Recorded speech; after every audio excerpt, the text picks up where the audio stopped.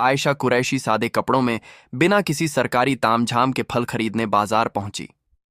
उनके चेहरे पर एक सादगी थी और चाल में आत्मविश्वास। किसी को अंदाजा तक नहीं था कि यह महिला इस शहर की आईपीएस अफसर हैं। आयशा सीधा एक ठेले के पास जाकर रुकी। वहां एक करीब 40 साल की फल वाली महिला, जिसका नाम सुनीता देवी था, फल बेच रही थी।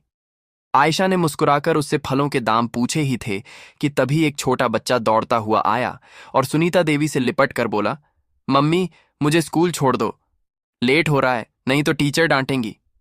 सुनीता देवी बोली, बेटा थोड़ी देर रुक जा, मैं पहले इनको फल दे दूं, फिर तुझे छोड़ने चलेंगे। बच्चा जिद करता रहा, नहीं मम्मी, अभी चलो ना प्लीज, बहुत देर हो गई है। यह सब देखकर आईपीएस अफसर आयशा कुरैशी का दिल पसीज गया। वह मुस्कुराकर बोली, आप बच्चे को स्कूल छोड़ आइए, मैं आपकी दुकान संभालती हूं। सुनीता देवी थोड़ी हिचकिचाई, पर आयशा के भरोसे भरे लहजे ने उसे हिम्मत दी। उसने कहा, ठीक है बहन, मैं जल्दी लौट आऊंगी। और फिर वह अपने बेटे को लेकर स्कूल की ओर निकल गई। इधर आयशा ठेले पर खड़ी थी, चारों ओर के माहौल को गौर से देख रही थी। तभी एक मोटरसाइकिल ठेले के पास आकर रुकी। उस पर बैठा सब इंस्पेक्टर अर्जुन राणा था। उसने उतरते ही थोड़ा तंज में कहा, तू कब से यहां फल बेचने लगी? यहां तो एक औरत हुआ करती थी, वो कहां गई? आयशा कुछ कहती, उससे पहले ही सुनीता देवी वापस लौट आई। इंस्पेक्टर को देखकर उसके चेहरे पर घबराहट छा गई। वह झुककर बोली, क्या चाहिए आपको इंस्पेक्टर साहब? जो मन हो ले लीजिए। इंस्पेक्टर ने तेज आवाज में हुक्म दिया, आधा किलो सेब दे, 1 दर्जन केले और आधा किलो अंगूर भी देना। सुनीता देवी ने बिना कुछ कहे जल्दी जल्दी फल तौल दिए। इंस्पेक्टर अर्जुन राणा बिना एक भी पैसा दिए मोटरसाइकिल पर बैठा और चलता बना। यह सब देखकर आयशा कुरैशी स्तब्ध रह गई। कुछ पल खामोशी में बीते। फिर उन्होंने सुनीता देवी से पूछा, बहन, उसने पैसे क्यों नहीं दिए? आपने उससे कुछ कहा क्यों नहीं? सुनीता देवी की आंखों में मजबूरी साफ दिख रही थी। धीमे स्वर में बोली, बहन, क्या कहूं, यह इंस्पेक्टर रोज ऐसे ही फल ले जाता है। जब कुछ बोलती हूं तो धमकाता है, कहता है मुझसे पैसे लेगी, अभी तेरे ठेले को उठवा दूंगा। मुझे डर लगता है, अगर ठेला चला गया तो घर कैसे चलेगा, मेरे बच्चे क्या खाएंगे, इसलिए चुपचाप दे देती हूं। यह सुनकर आईपीएस अफसर आयशा कुरैशी के चेहरे का रंग बदल गया। वह अंदर तक हिल गई। उन्हें यकीन नहीं हो रहा था कि कानून के रखवाले खुद कानून का मजाक उड़ा रहे हैं। उन्होंने गंभीर स्वर में कहा, बहन, अब ऐसा नहीं होगा, मैं अब आपके साथ हूं, इंसाफ दिलाना मेरा फर्ज है। आप एक काम कीजिए, मेरा नंबर ले लीजिए। कल जब आप ठेला लगाएंगी तो आप नहीं, मैं वहां रहूंगी। आप घर पर आराम कीजिए, बाकी मैं देख लूंगी कि वह इंस्पेक्टर पैसे देता है या नहीं, और अगर नहीं देता तो मैं उसे कानून की ताकत दिखाकर ही रहूंगी। सुनीता देवी की आंखों में आंसू थे, लेकिन पहली बार उनमें राहत और उम्मीद झलक रही थी। अगली सुबह आयशा कुरैशी ने एक गांव की महिला का भेष बनाया। ना कोई मेकअप, ना कोई पहचान। साधारण साड़ी पहने, सिर पर पल्लू रखे, वह ठेले पर आ खड़ी हुई। ठेले पर ढेर सारे फल सजाए गए, सब कुछ तैयार था। कुछ ही देर में वही इंस्पेक्टर अर्जुन राणा अपनी मोटरसाइकिल पर वहां पहुंचा। उसने अपनी मोटरसाइकिल ठेले के पास लगाई और घूरते हुए बोला, क्या बात है, आज फिर तुम यहां? वैसे तुम उसकी क्या लगती हो? कल भी तुम यहीं थी और आज भी। आयशा कुरैशी, जो अब भी एक आम महिला के रूप में खड़ी थी, धीरे से बोली, मैं उसकी बहन हूं, इसलिए आज उसकी जगह ठेला संभाल रही हूं। इंस्पेक्टर ने घिनौनी मुस्कान के साथ कहा, तो तुम तो अपनी बहन से भी ज्यादा खूबसूरत निकली, बहुत प्यारी लग रही हो आज। फिर आंखों से उसे ऊपर से नीचे तक देखता रहा और बेहूदे लहजे में बोला, वैसे छोड़ो ये सब, मुझे 1 किलो सेब चाहिए और साथ में थोड़ा अंगूर भी दे देना। आयशा ने बिना कोई प्रतिक्रिया दिए फल तौले और चुपचाप उसके हाथ में दे दिए। जैसे ही इंस्पेक्टर फल लेकर पलटने लगा और मोटरसाइकिल स्टार्ट की, आयशा ने सख्त आवाज में कहा, रुकिए, आपने अभी तक फलों के पैसे नहीं दिए, फलों के पैसे दीजिए, ऐसे नहीं चलेगा। इंस्पेक्टर झुंझुलाकर बोला, कौन से पैसे? मैं तो रोज फ्री में लेता हूं, अपनी बहन से पूछ लेना, वो तो कुछ नहीं कहती, और तुम ज्यादा जुबान मत चलाओ मेरे सामने। वह फिर से जाने लगा। तभी आयशा ने तेजी से कहा, आप मेरी बहन से चाहे जैसे लेते हो, लेकिन मुझसे नहीं। फलों के पैसे देने होंगे। हमें भी पैसे खर्च करके ही ये फल लाने पड़ते हैं, और अगर हम एक दिन फल ना बेचे तो हमारे घर का चूल्हा नहीं जलता। आप जैसे लोग फ्री में फल ले जाकर हमारे पेट पर लात मारते हैं। इतना सुनना था कि इंस्पेक्टर का घमंड भड़क उठा। उसने गुस्से में आकर एक जोरदार थप्पड़ आयशा के गाल पर जड़ दिया। आयशा लड़खड़ाई, लेकिन खुद को संभाल लिया। आंखों में आंसू थे, लेकिन आत्मसम्मान अब और चुप रहने को तैयार नहीं था। आयशा ने कांपती आवाज में कहा, आपने एक महिला पर हाथ उठाकर बहुत बड़ी गलती की है। इसका अंजाम भुगतना पड़ेगा आपको। इंस्पेक्टर और भड़क गया। गुस्से में चिल्लाया, तू मुझे सिखाएगी? तेरी इतनी औकात? अभी बताता हूं। फिर उसने आयशा के बाल खींच लिए। आयशा दर्द से करा उठी, लेकिन बाल छुड़ाकर बोली, ये सब बहुत गलत हो रहा है। मैं तुम्हारे खिलाफ रिपोर्ट करवाऊंगी। तुम्हें फलों के पैसे देने ही होंगे। लेकिन इंस्पेक्टर अपनी हैसियत के नशे में डूबा हुआ था। बोला, रिपोर्ट तेरी इतनी औकात है? तू एक फल बेचने वाली और मैं इस थाने का इंस्पेक्टर। मैं तुझे यहीं खड़े खड़े खरीद सकता हूं। ज्यादा जुबान चलाई तो उल्टा तुझे ही जेल में डाल दूंगा। इतना कहकर वह मोटरसाइकिल स्टार्ट कर वहां से चला गया। आयशा गुस्से से कांप रही थी, लेकिन अब भी उन्होंने खुद को संयमित रखा। वह जानना चाहती थी कि यह इंस्पेक्टर कितनी हद तक गिर सकता है। कुछ पल ठेले के पास बैठने के बाद उन्होंने सुनीता देवी को फोन किया और कहा, अब तुम ठेले पर आ जाओ। सुनीता देवी के आते ही आयशा वहां से चुपचाप निकल गई।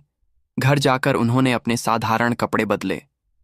सामान्य महिला की तरह बिना किसी पहचान के पुलिस स्टेशन नंदनपुरी पहुंची। थाने में पहुंचते ही उन्होंने देखा कि सब इंस्पेक्टर अर्जुन राणा वहां मौजूद नहीं था। एक हवलदार डेस्क पर बैठा था। आयशा ने सीधा उससे पूछा, मुझे रिपोर्ट दर्ज करानी है। सब इंस्पेक्टर अर्जुन राणा कहाँ हैं और एसएओ साहब से मिलना है। हवलदार ने जवाब दिया, इंस्पेक्टर साहब कुछ काम से घर गए हैं और एसएओ साहब विजय सिंह भी फील्ड विजिट पर बाहर गए हैं। आप चाहे तो कुछ देर बैठ जाइए। आयशा की आंखों में अब इंसाफ की आग थी, और यह आग अब रुकने वाली नहीं थी। थाने में कुछ ही पल बीते थे कि अचानक दरवाजा खुला और भीतर एसएओ विजय सिंह ने प्रवेश किया। भारी कदमों के साथ अंदर आते ही उसकी नजर साधारण सी दिखने वाली लड़की पर पड़ी, जो और कोई नहीं बल्कि आईपीएस अफसर आयशा कुरैशी थी। विजय सिंह ने कड़क आवाज में पूछा, तुम कौन हो और यहां क्यों आई हो? आयशा ने शांत स्वर में कहा, मुझे जय रिपोर्ट दर्ज श्री करवानी है। राम। ये सुनकर विजय सिंह व्यंग मुस्कुराया और बोला, रिपोर्ट करवानी है तो पहले कुछ खर्चा पानी लाई है। यहाँ रिपोर्ट दर्ज कराने के लिए 4,000 से 5,000 लगते हैं। लाई हो तो निकालो फटाफट, फिर लिखवाता हूं तुम्हारी रिपोर्ट।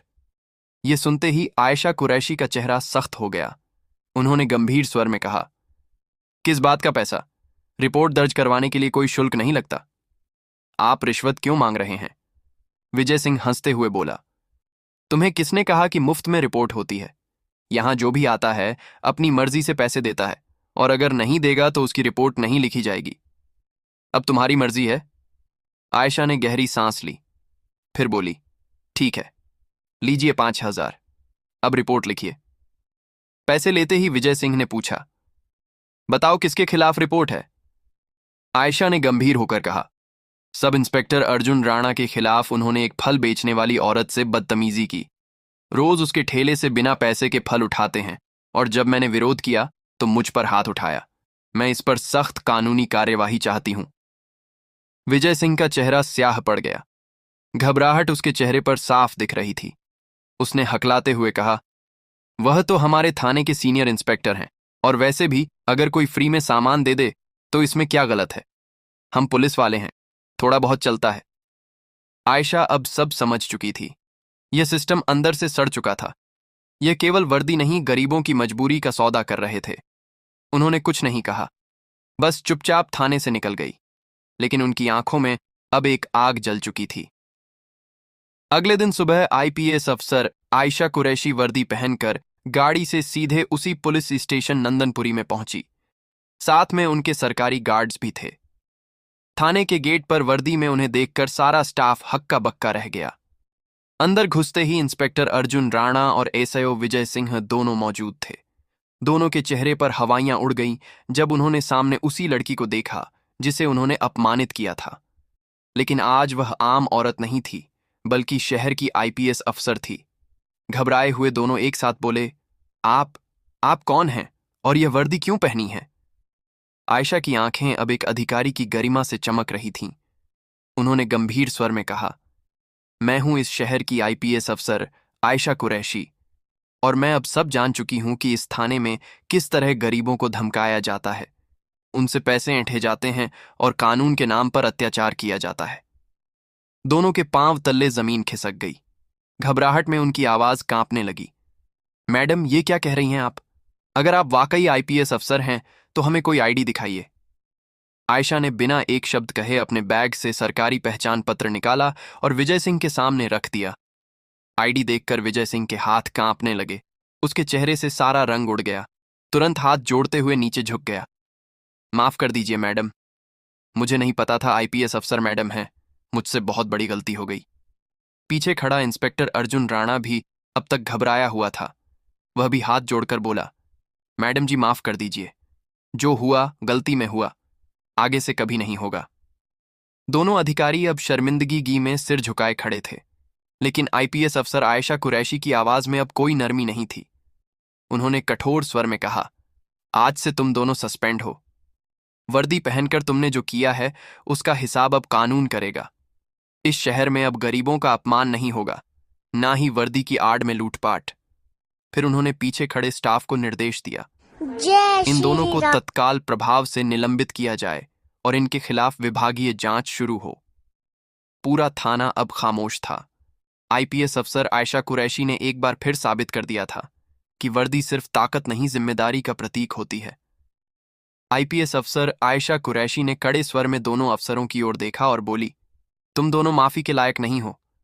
आज जो तुमने किया है वह एक अधिकारी नहीं, एक अपराधी करता है। अगर मैं तुम्हें माफ कर दूंगी तो तुम फिर वही हरकतें करोगे, फिर किसी गरीब को कुचलोगे, फिर किसी मासूम की आवाज दबाओगे। इतना कहकर वह आगे बढ़ने लगी, लेकिन तभी इंस्पेक्टर अर्जुन राणा और एसएच और विजय सिंह दोनों उनके पैरों में गिर गए। आंखों में पश्चाताप और चेहरे पर शर्म से माफी मांगा। अगर ये कहानी अच्छी लगी है